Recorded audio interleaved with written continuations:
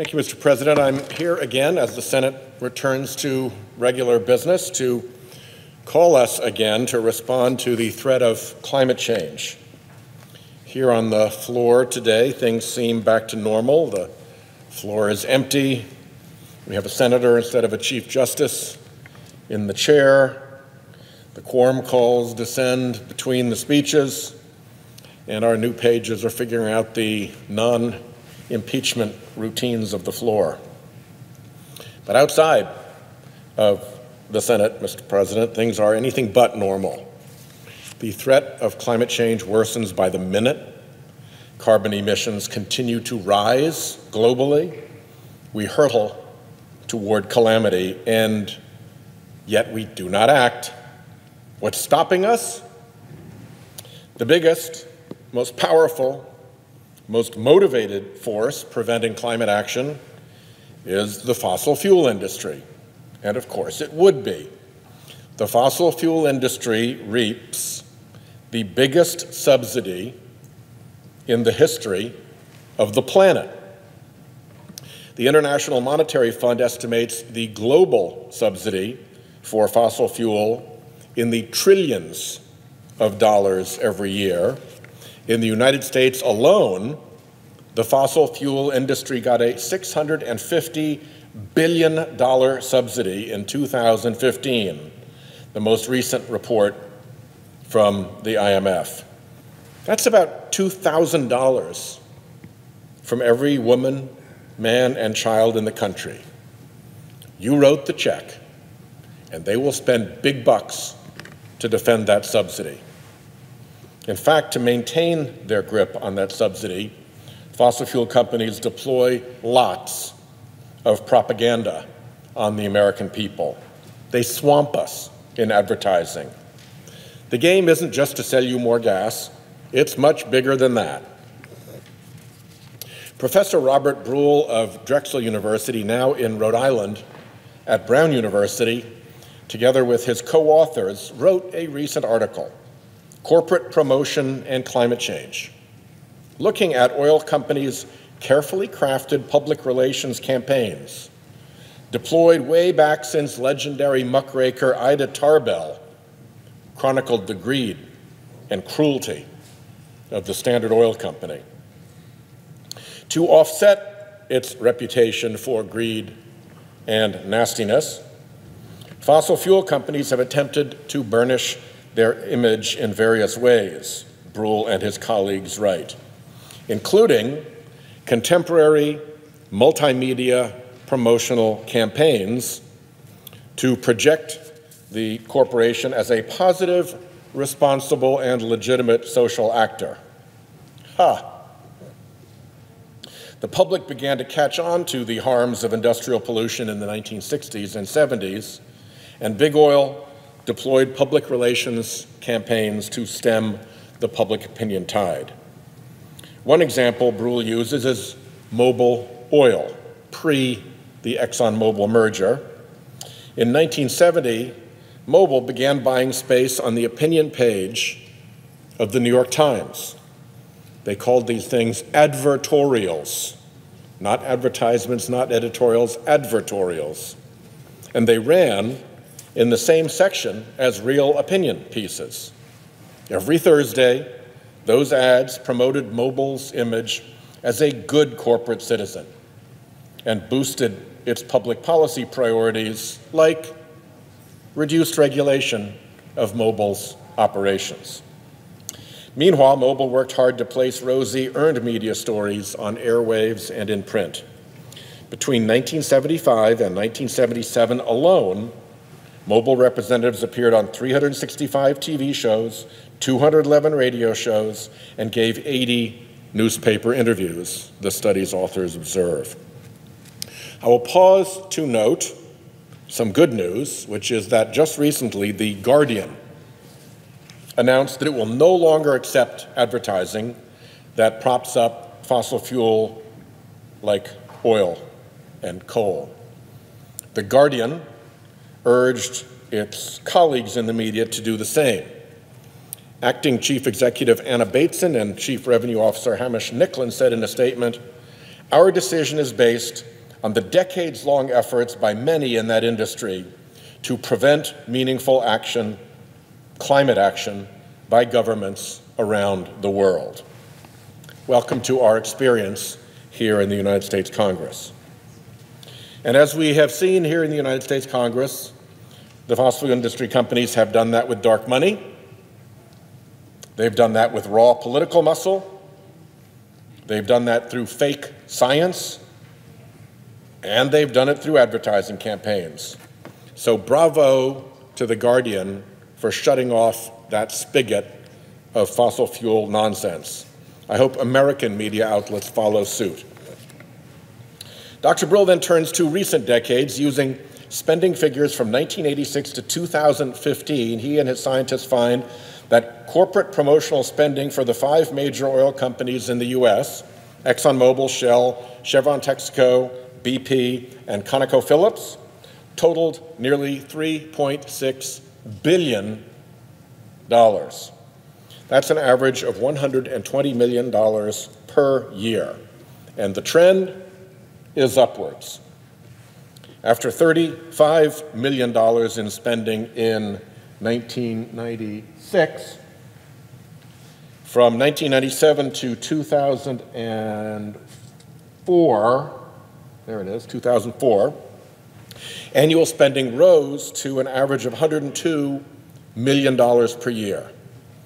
Then, Brill and his team chronicle, spending averages leaped again between 2008 and 2016 to an average of $217 million per year. These spending figures themselves are pretty eye-popping, but what's important here is the patterns of spending. Brill and his co-authors write, the bulk of this spending corresponds to the increased public and congressional attention to climate change in recent years. Not unexpectedly, the major oil companies spent $315 million in 2010 alone, which is when the highest possibility of binding climate legislation occurred. And that's no coincidence. Here in this building, something was occurring that the fossil fuel industry saw as a threat. Brill and his colleagues continue. This high level of corporate promotional spending took place in response to the legislative battle from 2009 to 2010 over the House of Representatives' passage of the Waxman-Markey climate bill and the subsequent Senate consideration of the Kerry-Lieberman climate legislation. This pattern shows big oil's purpose: to block climate action in Congress. And while we're talking about that period, right over there in the Supreme Court, the U.S. Chamber of Commerce and others, on behalf of their big oil funders, urged the Supreme Court to open up our politics to unlimited special interest spending. And the 5 Republican justices on that court, led by Chief Justice Roberts, did. And from that decision forward, we have seen a disaster in the Senate on climate legislation. Before that decision, we had 4 or 5 bipartisan climate bills going in the Senate at any given time. We had a Republican candidate for president, John McCain, who campaigned for president on a strong climate platform. But right after that decision came out, right after the fossil fuel industry got handed that huge new hammer to knock any dissent on climate out of the Republican Party, they did so. And we've had a lost decade since then. So it's not just their advertising, but their PR spending certainly helped the fossil fuel industry block the Waxman-Markey bill and obstruct efforts since to solve the climate crisis. Another study by Professor Brill just last month chronicled the full sweep of this industry's fight against climate legislation. Brill describes how this polluting industry used ads, webs of phony front groups, bogus science, and that massive Citizens United political and PR artillery to fend off any meaningful action by Congress. Professor Bruhl breaks this process down to its component parts. One, shaping the direction of research efforts into non-threatening areas. Two, concealing information about the harmful aspects of a corporate product. Three, attacking scientific findings and the scientists who produce research that threatens corporate interests. Four, packaging their own carefully constructed interpretations of the science to appear legitimate. And five, aggressive efforts at spinning the media to promulgate favorable press. A typical example of the first tactic is oil company ads touting research and investments in alternative low-carbon fuels or renewable energy.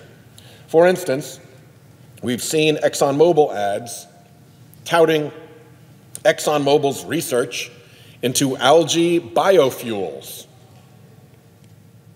And we've seen BP ads touting renewable energy under its label Beyond Petroleum. Badly polluting would be a better acronym. So, how much do these renewable investments represent? According to Reuters, Exxon will spend roughly $30 billion this year, $30 billion this year in capital expenditures. That's Exxon's capital budget. Investments in green technologies round to 0% of Exxon's 2020 capital expenditures. You see the ads, but that investment, they call it, rounds to 0% of ExxonMobil's capital investments.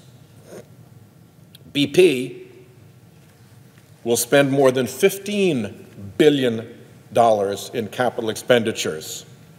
Its renewable energy investments, 3%. 3% of that. I challenge Exxon to disprove that it spends more on advertisements touting its renewable investments than it does on the renewable investments themselves. These investments are a prop for an advertising campaign,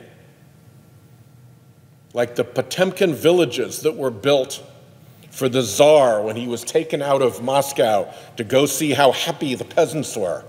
And they build phony villages near the railroad with dressed-up peasants to dance and wave at the Tsar so that he wouldn't know that revolution was coming, that fury and anger raged through his country. This is the TV version of a Potemkin village. You go through National Airport right now, you see the most foul nonsense up on the walls of that airport, designed to convince people passing through National Airport on our nation's capital that these companies are responsible about climate change. People walking in forests looking natural. These phony baloney investments designed to prop up ad campaigns. They are a menace in the PR space. You can see why The Guardian won't take this poison any longer. For decades, these ads blared, these phony articles hit the newspapers, their paid-for pundits populated the talk shows, just as the fossil fuel companies polluted our atmosphere and our oceans. While they did this, they knew better than anyone what they were causing. Back in 1982, Exxon projected that by 2019, atmospheric CO2 would reach between 390 and 420 parts per million. Sure enough, as 2019 drew to a close, Guess where carbon dioxide in our atmosphere was? It had just crossed 410 parts per million. They predicted this, and they were right. But instead of acting on what they knew, they ran all this public relations nonsense. This has been the atmospheric carbon dioxide climb. But instead of reacting to this in a responsible way and trying to really do something with renewable fuels, they did fake renewable investments to prop up advertising campaigns to convince the public that they're on it. That's the phrase right now from the American Petroleum Institute. We're on it. Don't worry. Don't get mad. Don't get involved. We're on it. And then they shower this body with money and with threats, powered up by Citizens United from the 5 Republican judges across the street there. Not only did big oil correctly model this increase in CO2 in our atmosphere that their product would cause, they also understood what this meant. They predicted the hotter temperatures. They predicted the melting ice sheets. They predicted the rising seas that Louisiana and Rhode Island are so menaced by. They predicted the massive damage that climate change would cause.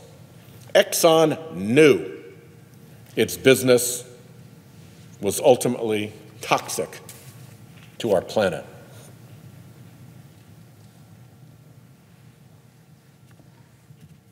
And the Exxon CEO who led them through this, the craftsman and CEO of so many of these campaigns of lies, now sits happily on the board of J.P. Morgan. J.P. Morgan, who claims to be seriously and sincerely interested in climate response. J.P. Morgan, a major investor who is being warned over and over again by now more than 30 sovereign banks of the danger of an economic crash from this carbon bubble popping. They give the man who led this campaign of lies sanctuary and fees on their board. So what's the purpose of spending all that money?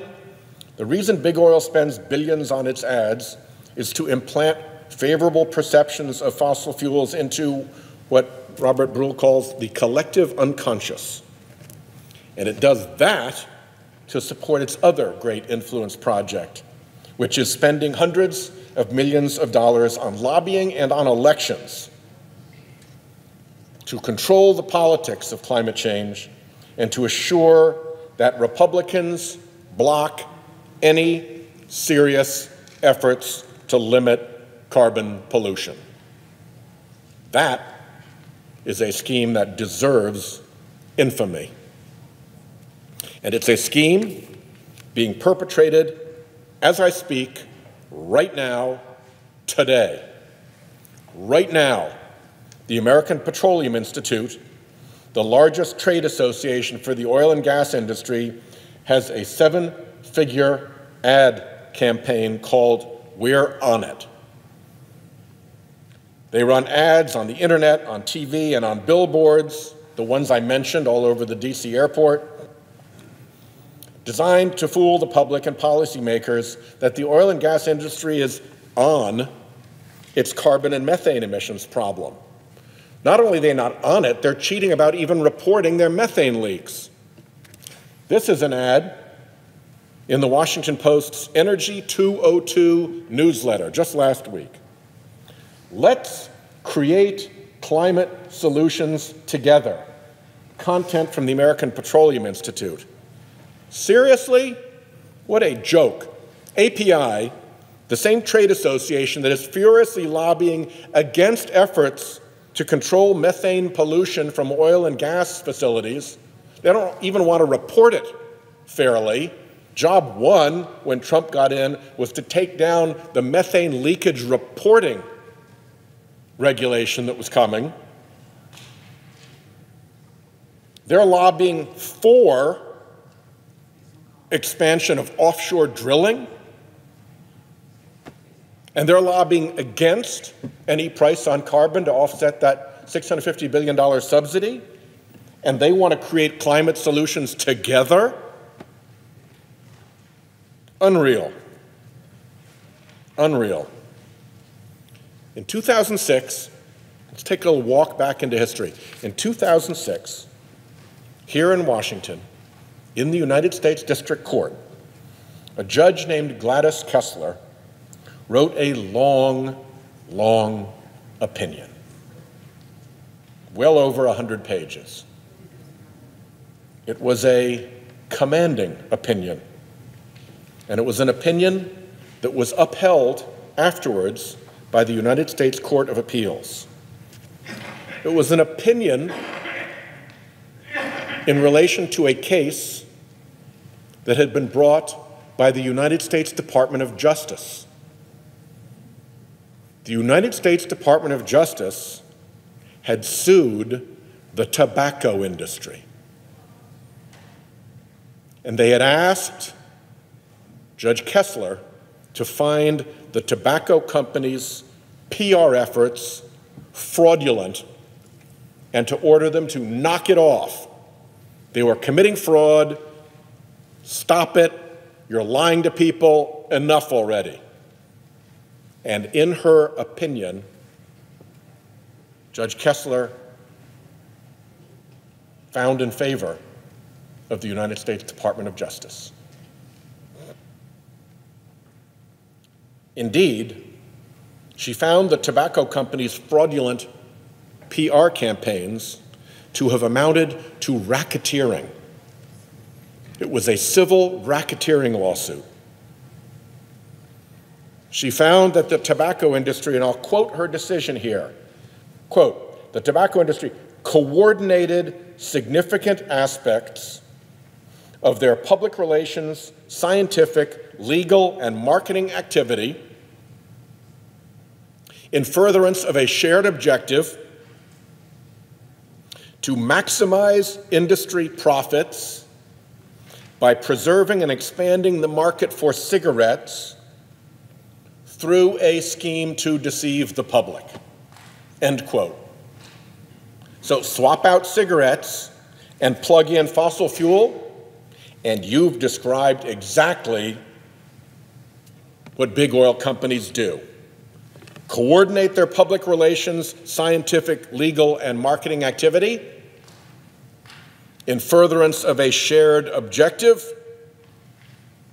to maximize industry profits by preserving and expanding the market for fossil fuel through a scheme to deceive the public. What the fossil fuel industry is doing is precisely the conduct that was racketeering activity when done by the tobacco industry.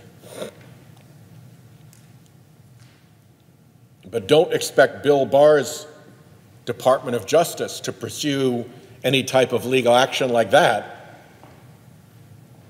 The fossil fuel industry is too strong, and the fix is too far in. This is all rotten stuff. It's gross. It's Banana Republic behavior.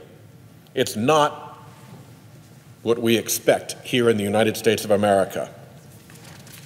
But it's on us. Doesn't have to be this way. We can stop it.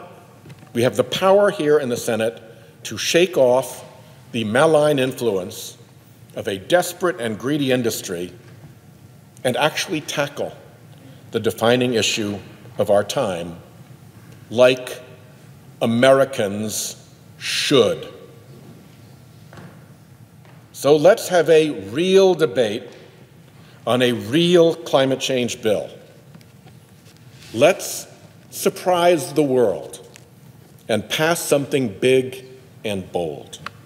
Let's wake up to the threat of climate change and get ahead of its consequences before the situation becomes irretrievable. I yield the floor.